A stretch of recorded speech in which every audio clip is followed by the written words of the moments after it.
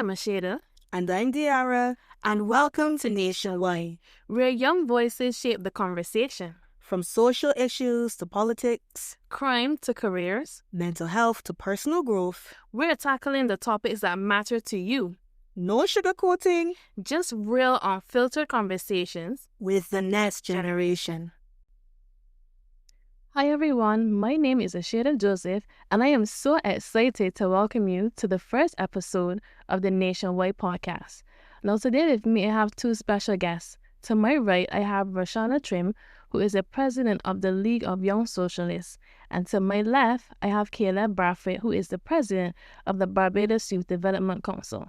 And today they are here to sit with us to give their thoughts on the 2025 budget. Okay, so for the past few days, there has been a lot of chatter in the public and on social media about the budget that was presented. And a lot of persons were kind of iffy about it. Some persons were in agreement with certain things that were said. And so I wanted to get from you guys, what are your thoughts on the budget that was presented? So I'm going to start with Roshanna first. Sure. Thanks so much for having me today. I believe the budget was a well-balanced exercise in both economic responsibility as well as investments in human and social capital. The focus on ensuring that Barbados is resilient given the current global political and economic atmosphere, but also ensuring that we invest in key areas such as education, foster care, persons with disabilities, and all the other things, which ultimately aim to support Barbadians in what we can admit is a difficult time, is one that shows that the budget not only is futuristic and forward-thinking, but also that it is cognizant and also grounded very much in the here and now and the reality of Barbadians. So anything in particular stood out to you that was presented?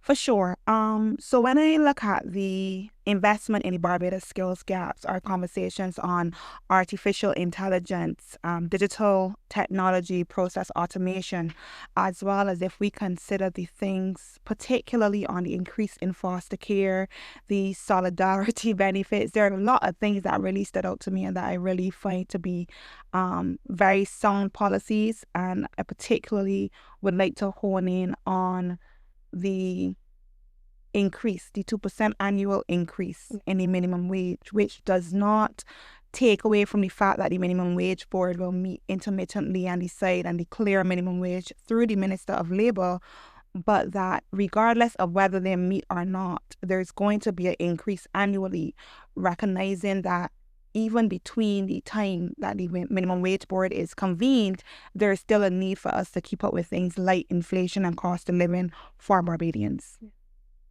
Okay, and Caleb, what are your thoughts on the budget that was presented? I wouldn't, well, in my capacity as president of Barbados Youth Development Council, what we would have done at the council is that we would have actually created a Google form to get the feedback of young people on what are their thoughts about the budget. I myself personally would have engaged young people from all walks of life, and it would have also be scrolling through social media and getting the thoughts of young people and what young people have to say about the budget. And coming out of that, the general consensus of the budget is that it gets a passing grade. It is, but when you look at the global context in terms of which the budget comes in, it comes at a time in terms of war in Ukraine, we see war in Gaza, we see that the time that where tariff war is also happening with the US, Canada, Mexico, and even China. So the budget in itself gets a passing grade. However, there are some things in engaging with young people, certain things that which they wanted some questions on it, even in terms of, let me look at example, the 20%, there was a 20% increase in terms of these Nazi chronicles, the things that high salt content, yeah. Yeah. So the concerns that I'm hearing from young people is that you're taxing this, but for example, healthy food is so expensive, so that if there could be a balance, you get the thumbs up. So for example, one young person actually said that the even though that they get where the taxes coming about, however, what needs to happen is that you have to continue to create a more aggressive approach in relation to why the high salt intake is not necessary. We see, for example, scrolling through social media, the support for the property tax transfer exemption. That is one that was really plus. Not a negative comment there at all. Young people really like that. The solidarity allowance, even up to this morning, someone young person messaged my phone telling me, let me know when the location sites open up. But however, another young person also said that they hope that the process is online and automated because they don't want going to sign up for the money. So that is really the general consensus of the budget. It gets a passing grade. One is also too is that the government today continue to speak about sharing the burden, and we recognize that, as said in the budget, that a partial bounty is being shared in relation to the solidarity allowance. However, young people do look forward to, in the very near future, that the full bounty young people can get in this country. So anything particular stood out to you?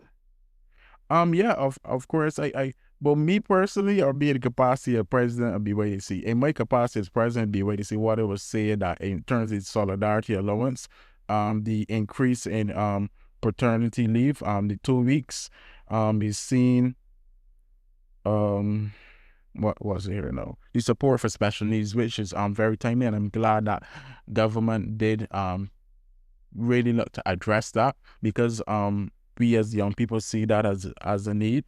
We also see, for example, it was a cyber security operations center, and I believe that comes in timely. Now, even though the region that we live in terms of geopolitical space, you wouldn't say that, we were getting a war with somebody. Cyber security is ever so important. As we've seen the attacks on the QEH, we've seen various attacks, and I'm glad that government is stepping up to be able to ensure that we can be strengthened in terms of cybersecurity, and young people that come out to university who has degrees in terms of technology degrees on cybersecurity will be able to get jobs. Yeah. So you guys would have mentioned things like education, opportunities for the youth. Do you feel that there should have been more attention placed on the young people? Because some people are saying that they felt as though not enough focus was placed on the young people in terms of needing mentorship and programs, and in terms of things like crime and stuff like that. So do you think that more focus should have been placed on the young people during those presentations, aside from the education and the different, the money and stuff like that? Caleb? Oh yeah. but I would take that question. So the Barbados Youth Development Council for Content is the National Youth Council in Barbados, and also is the umbrella group for youth organizations. We represent youth organizations in this country, and we are headquartered, but our office is at the Ministry of Youth, Sports and Community Empowerment, and we work hand in hand in that ministry. So it was said I have first insight in terms of the various programs and policies for which government is doing. And if they ain't doing it right, you will hear my mouth. But since you're not hearing my mouth, means that they're doing some things right. So we say, for example, it was the Block Transformation Program, Project Dawn, and no young people engage in that. And there are several programs out there for young people to engage in. However, I think, what was it saying, Roshanna, you could help me, because you can't carry, what does it say? Carry water, water, but you can't make it drink. You see, yes. You see, so that there are some, maybe, but there are some instances in where that even though you can put everything on the table that young people may not engage in, but that doesn't mean that you give up on it. They try to still continue to engage them, but if themselves don't want help, they will not help themselves. Now, I'm not going to say that I don't hear young people talk about cost of living high, but I always look at cost of living in terms of the context, in terms of global context, and what the world is facing and what the country is facing. Yeah. Do I believe cost of living can be lower in terms that which will have an impact on the crime? Yes, but we also have the cognizance of the fact that we see, even in terms of the surge in robberies. I have a lot of robberies. I have to look at it in a context. So what may be coming up in the entertainment industry? That is something I wouldn't say, but you could look at the context of why maybe robberies happen. And that also comes on back to socialization and saying, for example, if you don't have some things you could do it for. If you ain't got brand name, well, you might not got Nike, and you ain't got real Nike, you could wear another plain shoe. At the point in time is that your feet is being covered, and that is the important fact. So socialization, how a child is brain from certain things, that also impact in terms of the criminal elements. And And to say that there are not jobs out there are several jobs, but they still know that there are young people who may not have jobs in their particular field. So in terms, you have to do I would call it a labor analysis in terms of like the study of the jobs and everything. So they search and look at how, even though that there may not be opportunities locally, how you can even get the best some young people who may not have access to jobs here and get them overseas. And also, for example, wages of yesteryear, what they used to do is just to go overseas and send back money, and that also has helped with economic development, economic stimulation in the country. So that's something that could still be explored so that young people could live a comfortable life. I like the point that you made when you said that there are jobs out there, but it's really to find young people that are interested, because most of the time when it comes to youth, people say, well, the young people need jobs, but the reality is that some are not really interested in going to work, and I find that is a major issue. Roshanna? Sure. I think the budget plays focus on young people when you look at it in a holistic manner. And if we accept that all issues are youth issues and that young people are active participants in society, then if we examine the budget based on things like the extension of maternity leave and paternity leave, primarily who are the persons having children, persons under the age of 35, young people, that benefits them. When we discuss the Solidarity Grant, that is for everyone. When we speak to the Barbados Climate School and Oceana Beach campus for 4th and 5th formers, that is for everyone, and that is for young people. Then when we also speak to concrete steps that the budget outlined about skills training and accessible training so that young people can compete on the job market once again, it focuses on young people. I believe that if we examine the budget and we say that it did not focus on young people, it ignores that young people will benefit directly from a lot of the policies that have been put in place. And critics will obviously say that that more can be done. There's always more that can be done, and there's always improvements that can be made. And in democracies, and for democracies to thrive and develop, we must accept that. But once again, it must be grounded within the context, like Caleb mentioned, of what is currently occurring. The budget is not the only activity that occurs throughout the year. And so when we consider the Barbados Youth Advanced Corps, when we consider the mentorship program that the Ministry of Youth and Division of Youth has, job skills programs, when we also look at things like the Block Transformation Program, Project Dawn, that is open for young people to receive training, the push for the national youth policy that is still there, it means that young people are being factored into our developmental plan, and there has been a clear indication by the government that it prioritizes young people.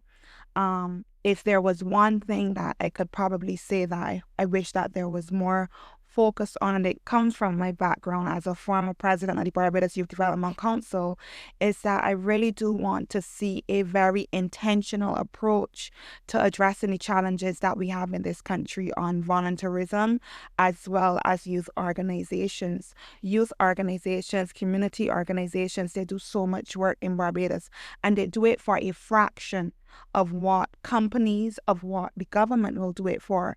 Yet youth organizations remain grossly underfunded. Young people who work within the volunteer space, work within the NGO space, often find themselves having to choose between whether or not they should continue to aid in public good, social enterprise and social good, or whether they should go and find a job in private sector. And if we continue to have this debate, when we speak to things like education, when we speak to deviance and crime, it is impossible to have that conversation and address those things without addressing the challenges that third sector organizations face, specifically youth organizations. And that may not have been a conversation for the budget, but I do believe that maybe that was one of the things that I wanted to hear more about. Yes. And of course, as Roshanna said, and I always plug that Barbados Youth Development Council need more resources. We are grateful for the space for which the Ministry of Youth have given us at their headquarters at Sky Mall, but however, we need more resources. Now, if you can have that one-to-one, youth-to-youth interaction to be able to solve the social dilemmas, you can see a greater change in society. But however, as Roshanna said, underfunded, under-supported is just that so many variables that hinders the organization.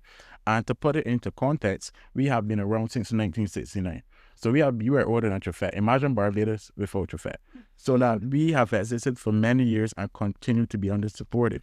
However, maybe the Minister of Youth, Sports and Community Empowerment in this financial year could be able to allocate greater resources to the Barbados Youth Development Council, and that we can probably in this financial year too as well see the introduction of the continuing international youth policy, and maybe which may lead to the Youth Development Act to have a greater focus for which the budget may not have touch on.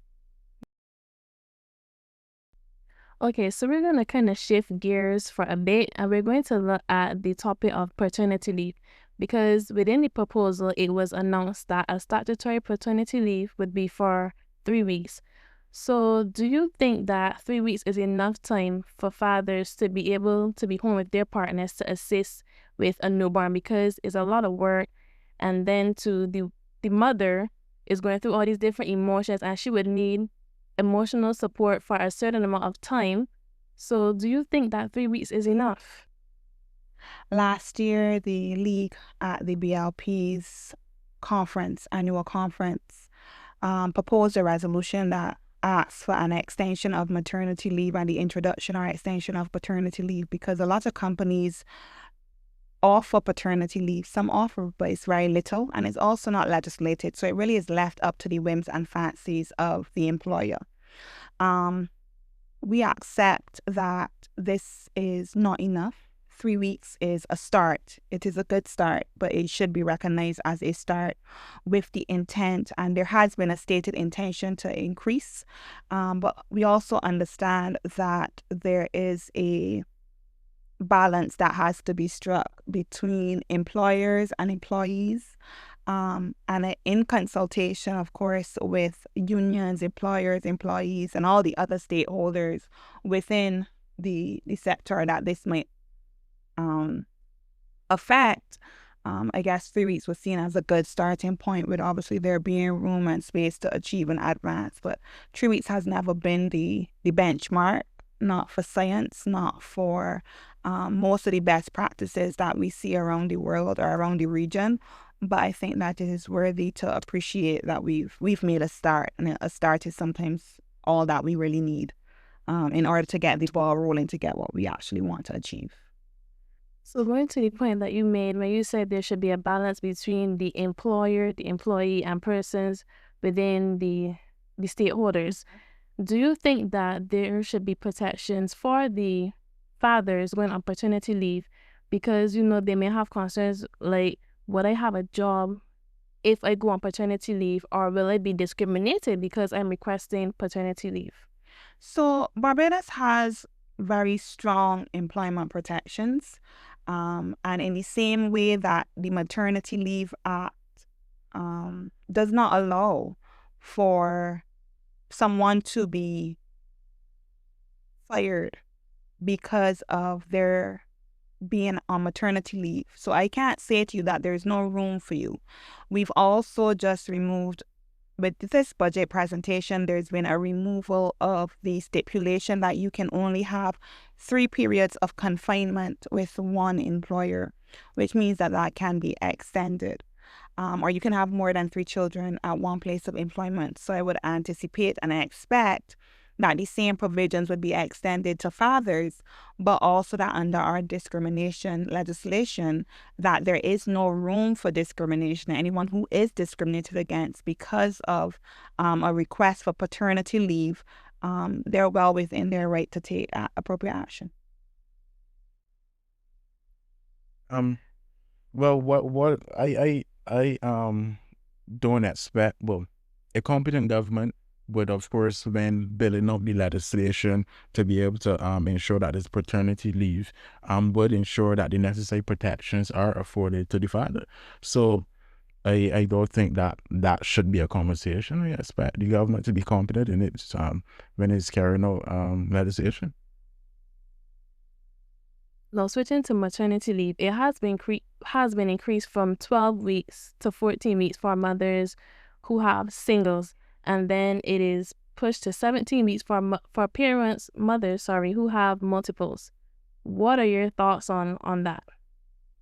I will let Roshanna touch on that. Once again, it comes back to balance. There is a ideal, there is a goal that most persons would like. I see 6 months being the goal that most persons speak to a lot. And I go back to balance, being able to manage the expectations, desires, wants, needs, and requirements that various players have in any sector.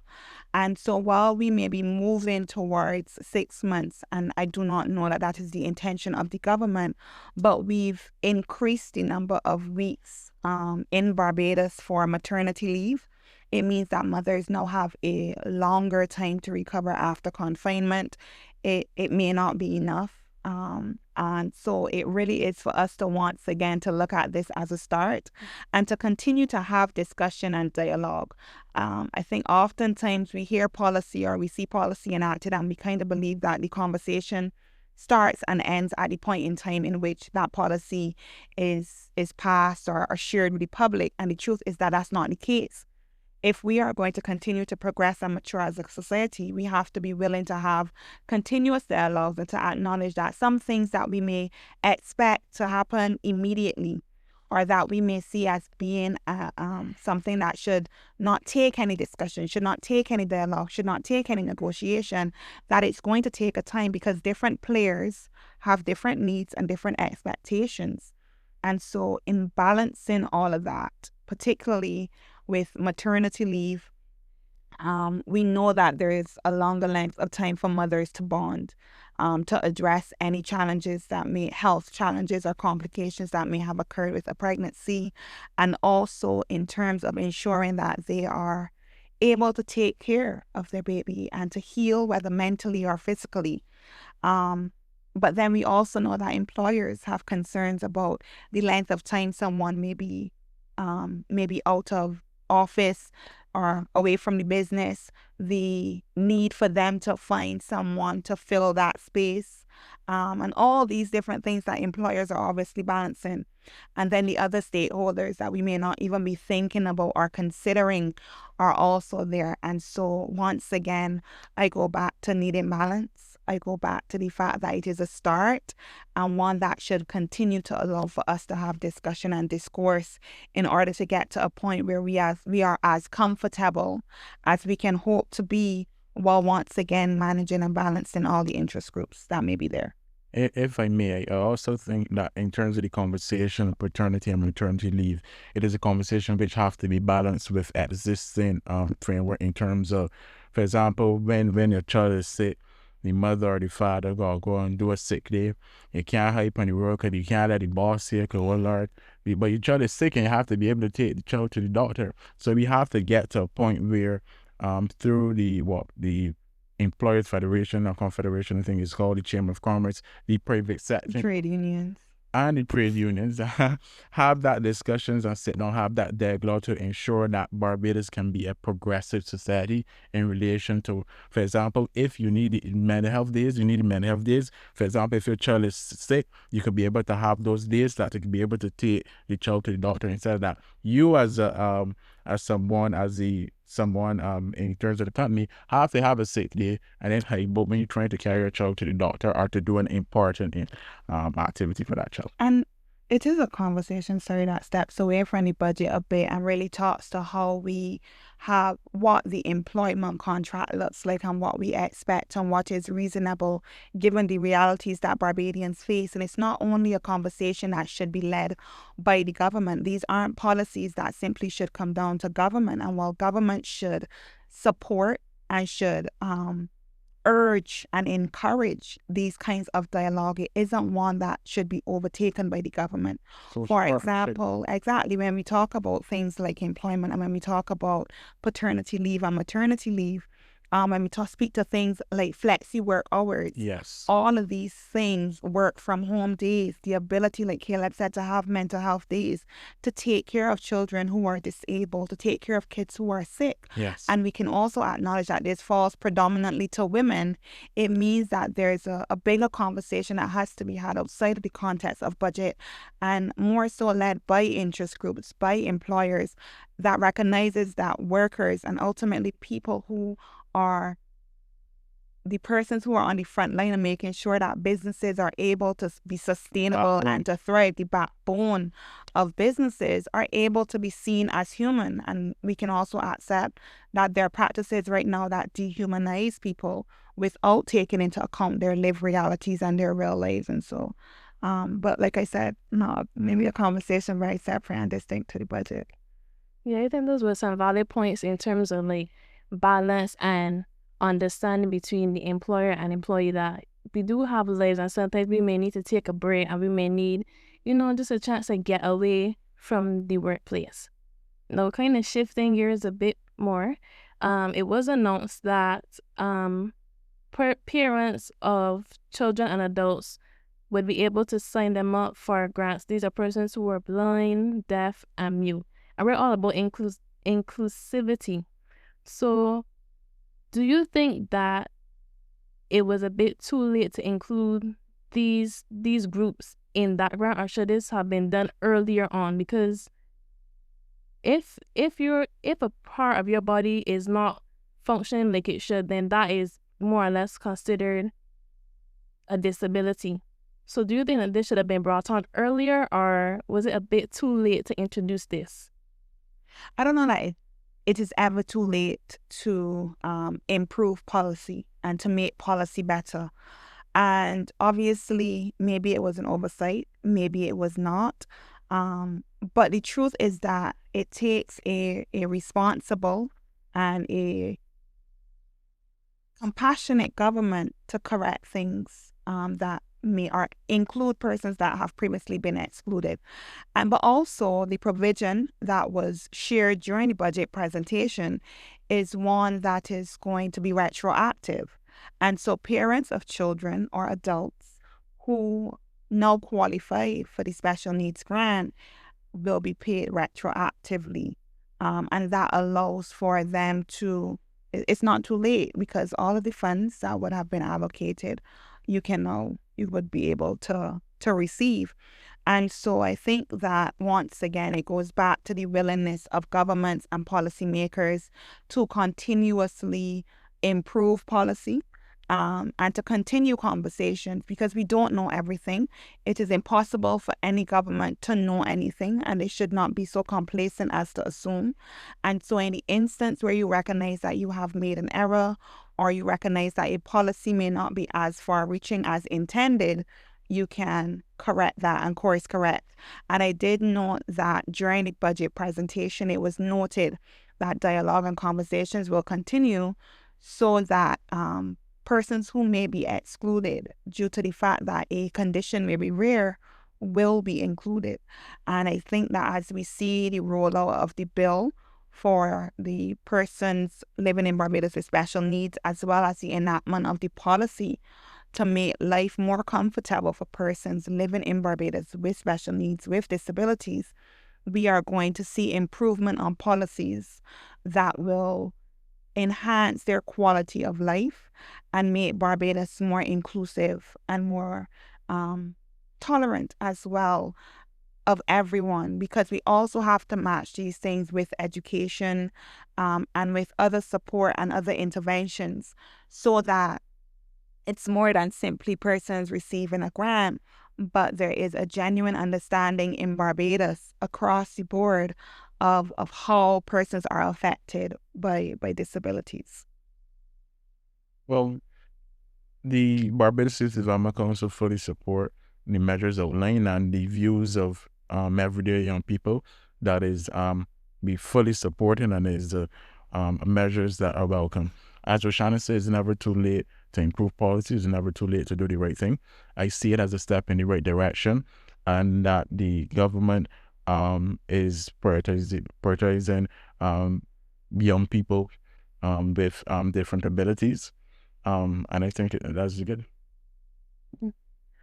Okay, so looking at children and education, we saw in the proposal that there was a need for more people to more foster parents.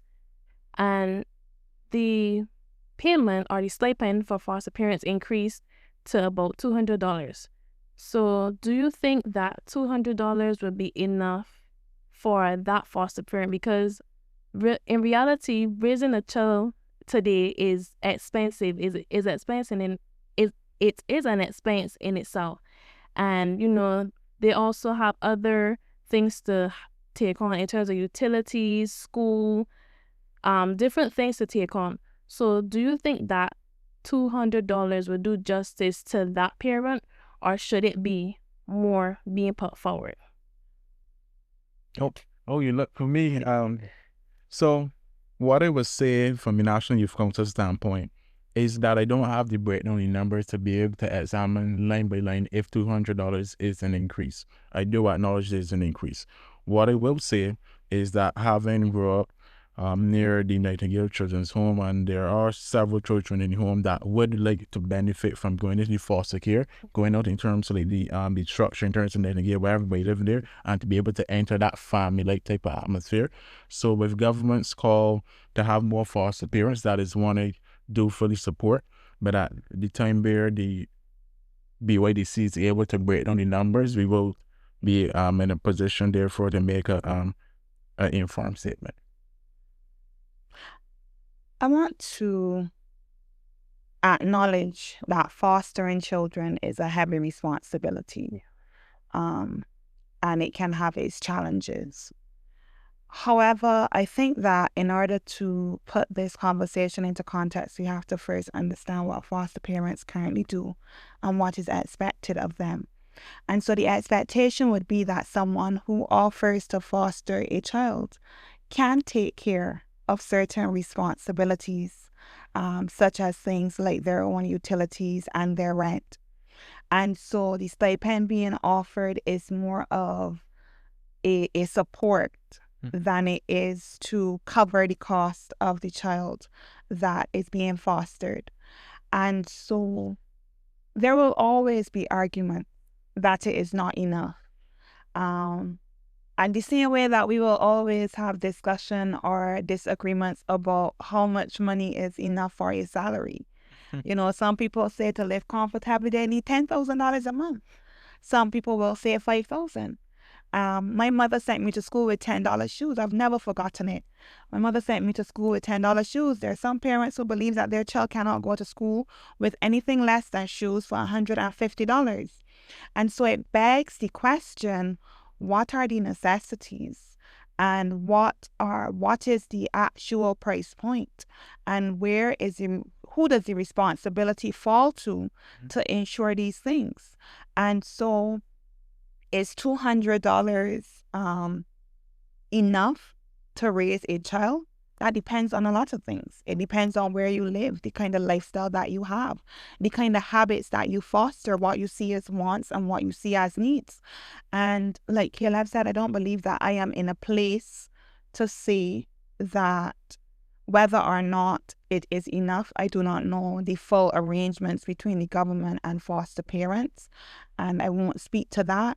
But what I will say is that I think it is important to acknowledge that it is an increase, and that persons who are willing to open their hearts and homes to children who may be wards of the state or that the state may have responsibility for, those persons now have added support to what they had before. And foster care remains a very important part of how we protect and safeguard children and ensure that they're able to thrive and placing them in happy homes. And so I'll say this again, but once again, the need for balance and discussion so that we could continue to improve systems like this that people contribute to is really important. So who knows? Maybe this will open a discussion that it is or it is not enough, or there are other things that could be used to support persons who have children who are in foster care, and maybe we'll see other conversations emerging from this, but it is a start and it is an increase. Yeah, I like the point that you made when you said that we kind of have to analyze the situation of the foster parent, like if they're able to take care of the child, and also handle other parts of their life. And I personally believe that any person who really deeply has a love for a child, to me, money wouldn't really be an issue. The fact that you're opening your heart and your home to give that child a love and support that they did not need, I feel like that is the most important. Yes, money would help, but I feel like personally, once you have it in you to foster that child, then that would be the primary goal of being a foster parent. And also, I think we have to appreciate that being a foster parent should not be seen as an additional stream of income. That's not what it should be seen as. So this isn't simply money that you are receiving to, I want to say, supplement your income. This is money that should be allocated towards your child. And not receiving the money based on being a foster parent should not mean that you're unable to offer the child love and care. And so I really think that it's important for individuals when taking on responsibilities to be conscious of the expectations of those responsibilities and whether or not they can facilitate the care in the way that they need to, because like you said, a lot of times for children, attention and support are very important. I think I did okay with a parent who was quite willing to buy 2 pairs of $10 shoes to last me for a term, and so if that is the case, then I think that the increase is something that should be applauded and open space for additional conversation. Yes. Okay, so we're looking at the one-time solidarity allowance. There were a lot of opinions about it. People were like, I am not going to stand in line for $300. I'm not going to do this and that. What are your thoughts on that? I guess I would tackle it, Roshanna. I'd love you to get your thoughts. But the solidarity allowance coming from young people is the general consensus. It is welcome. As I said up to today, someone tell me, let me know when it actually start. And the general, and the thing about it is that when I first listened to the budget, my understanding, I don't know all Bajans' understanding, was that it was only for people who was contributing to the NAS within a year. So then I listened to the Prime Minister's contribution last night and saying that every Barbadian, regardless if you pay NS or not, wants to show up with your ID and proof of address to get the money. I think that is something that is commended. And I don't think that no one will knock it down. I said that, that is bad. It's something that's commendable. However, the concern that I'm hearing from young people is, of course, signing up in the line with the hot sun or with the umbrella. Or remember, for example, if employers are struggling to give you days already, feel the employer here, they decide to go and get $300. So that the system and the rollout has to be one of perfection. It has to be one that takes into account online. So, for example, that money should be able to hit my account. Digitization is real. So it's just the system and the rollout is that, you stand up in the line. But once that is fully hatched out and fully reviewed to the public, then yeah. Yeah, so I generally agree with Caleb. Obviously, there's been a lot of discourse. I've seen the comments that it's not enough, but it's $300 and received before simply as a gift. I want to see a return on some of the work that the government has done, and being able to offer citizens $300. I've seen other persons say, if you don't want yours, then I'll take it for you. And so there've been a lot of really good reactions in the thought that there's, all Barbadians are now entitled this year to $300 coming from the budget presentation. Of course, the rollout, like Caleb mentioned, is one that persons have been raising questions about, and so it'll be interesting to see how it is rolled out. But we also must we must also acknowledge or take it for what it is, that there are instances where our systems, electoral and boundaries, a lot of our databases have a lot of different information. And so this may also provide a very good opportunity for us to update information that may not be in the system already. So for example, where persons, your address, numbers, national insurance numbers, all of these different things are things that may be able to assist the government. And so So my thoughts therefore then is that the government should do a two-pronged approach, where that, for example, those who are already in the system will have the online and automated process to wake up in the morning and see $300 extra to your account, and those who are not will come and go to the satellite site. So that's exactly what I was heading to, because we already facilitate, the government already facilitates online payments or direct transfers. Yes. And so I think we need to give it a moment. Let us figure out, let the government figure out, let us figure out exactly what is happening and what is going, the rollout is going to look like. Yes. Because right now what we're doing is a lot of speculation in terms of how exactly the grant will roll out, you know, being cognizant of it being working days and persons having other obligations and all of these different things that are happening. And maybe we'll see a very smooth, it's hopeful that we'll see a very smooth and well thought out distribution process happening. And so, yeah. But my overview and the feedback that I've been seeing is that people genuinely appreciate general consensus. Because like I said, it is $300 more than they received before. Okay, so we've heard that residents in St. Lucie and St. Peter have been experiencing some water woes for quite some time. And in the proposal for the budget, it was announced that they will receive a $32 payment on the bills to help assist with that.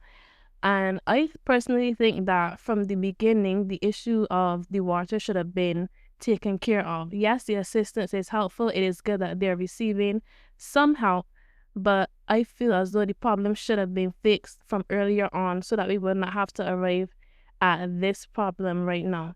So I want to kind of get you guys' thoughts on that.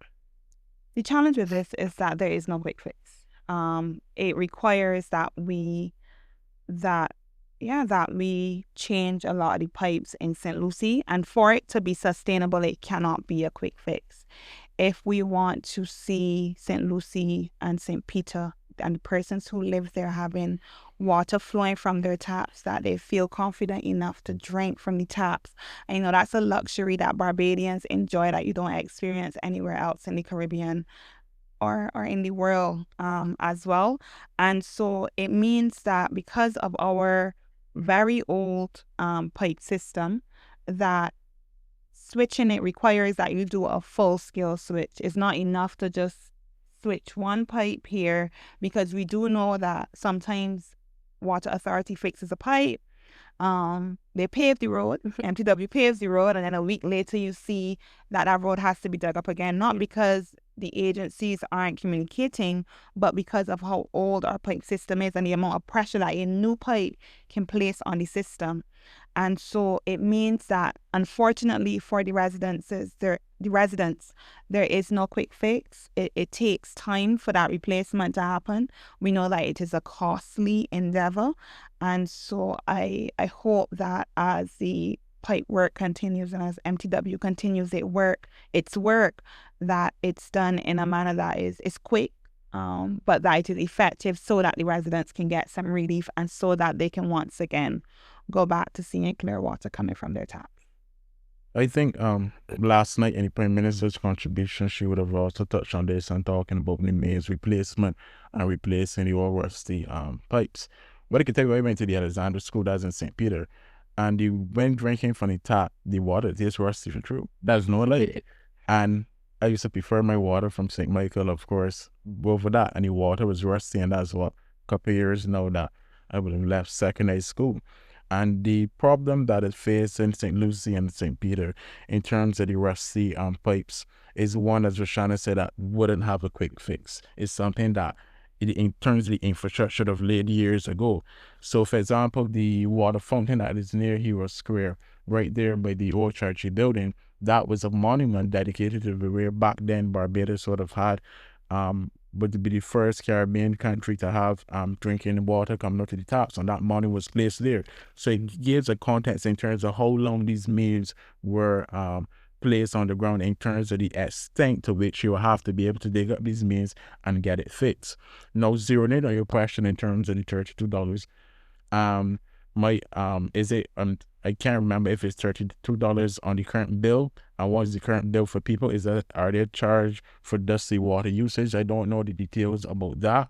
For example, if they're charged for water that they don't use, so it's just like my concern. For example, I know that they're community tanks. Is it that they're paying for water for community tanks? I don't have the details about that to really make a decision about that. But what I can tell you is that replacing meals and everything is no quick fix, and I can't say if the $32 is enough, but I don't know how long it's right. So yeah. Yes, please. Any final thoughts from you guys? Yeah, I think that in the conversation and thinking about the budget, like I said, the budget is one that is reflective of the current times that we are facing. It is reflective of a government that is aware that the world outside us is filled with shocks. We can't tell what is going to be the policy from day to day. And there's been a lot happening. And so it means that we have to ensure that we are internally resilient so that we can defend ourselves and protect ourselves and our citizens against shocks. It means that we must also ensure that our citizens are able to take on the world and to deal with the challenges that we are facing. So we've talked about climate resilience, we've talked about technology, we've had discussions on education and a lot of other things that are ultimately going to enhance the quality of life for Barbadians. And so I look forward to seeing more discussions come from the budget. I look forward to seeing Barbadians engage with the policies that we have so that we can see whether or not the budget has been successful and it has achieved the things that it wishes to do. Because one of the reasons, and I've always enjoyed watching the budget as a young child and now as adult, is that the budget provides a very easy to understand forum for citizens to understand the policies and the government's direction for the country for the next year. And so I believe that this budget is one that has set us on the correct trajectory given what we see happening around us, both in the Caribbean, in Barbados, and in the Caribbean and in the world. Well, all three of those. And so, yeah. So like I said before, I think that the budget showed a government that wants to balance the economic and fiscal responsibilities with the need for human and social capital development in Barbados, and the Barbados Labour Party continues to do that. My point of view from the Barbados Youth Development Council, hearing the views of young people through our Google Forms, social media, and having conversations with the young people, is that the general consensus is that the budget gets a passing grade.